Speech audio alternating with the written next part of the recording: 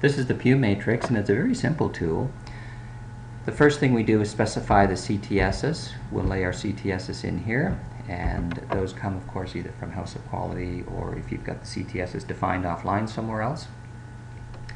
We want to rank each CTS as to whether or not they've got high, medium, or low importance.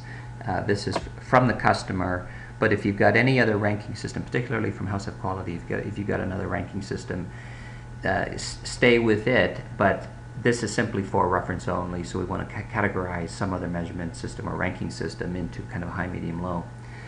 So we put our CTSs here, and then the concepts, which are the potential solutions, we put those here.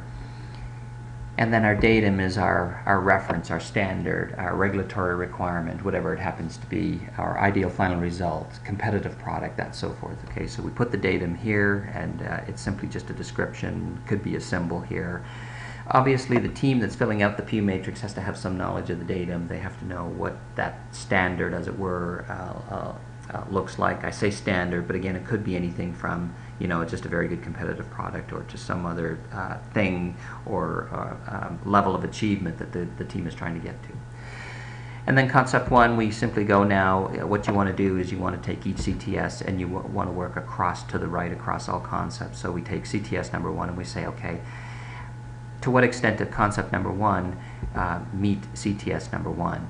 And we're going to use this ranking system here. So we've got plus, minus, or S for same. Plus is significantly better, minus is worse, and S, of course, is about the same. So to what extent does this concept meet this CTS?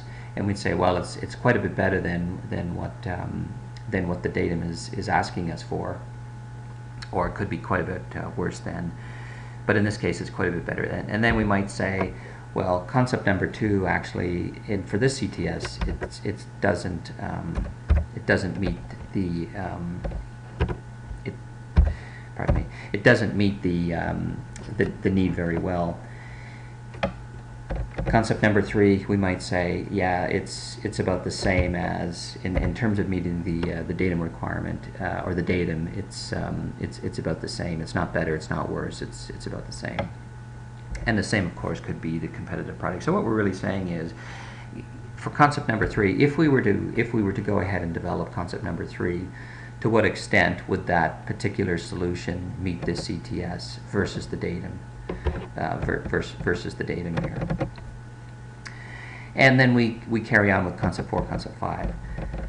For CTS number two, we might say, well, this particular concept, it doesn't, you know, it's not better than, it's not worse than the datum. It's about the same as in terms of the attractiveness to the customer, or meeting the requirement of the CTS relative to the datum, which again, let's say it's just a competitor product versus the competitor product. This concept meets the CTS about the same as the competitor product does. But concept number two does meet it very, very well. And concept number three meets it very, very well. So we might do that. Then we'll come down to CTS number three, and we might say, well, for concept number one, in terms of meeting CTS, it far exceeds the competitor product. And also concept two meets it, and concept three meets it as well.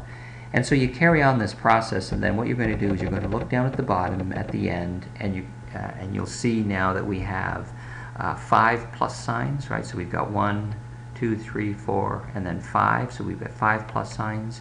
In this case, we only have 2 plus signs. In this case, we have 2 plus signs. Minus signs, we have 1, and there it is. Over here, we have 1, and here we have none, and then the same. And so now you want to focus on this.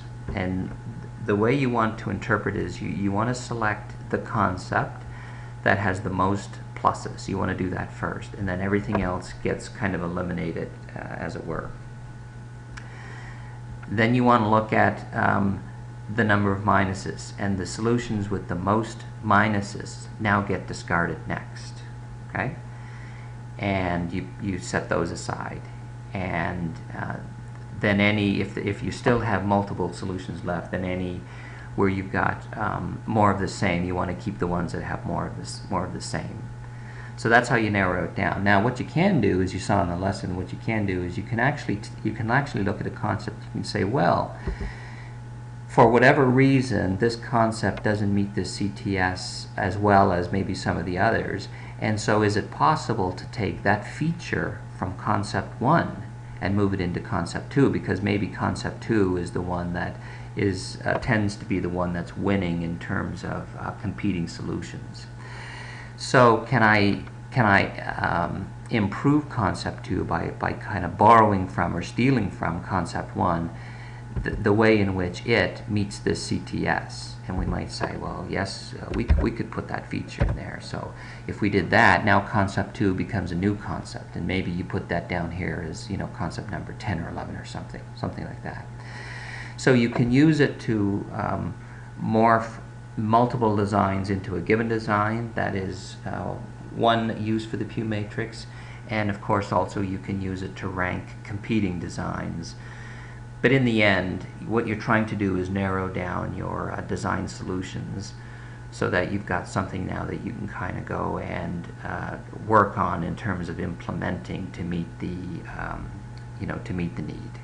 And that is the Pugh Matrix.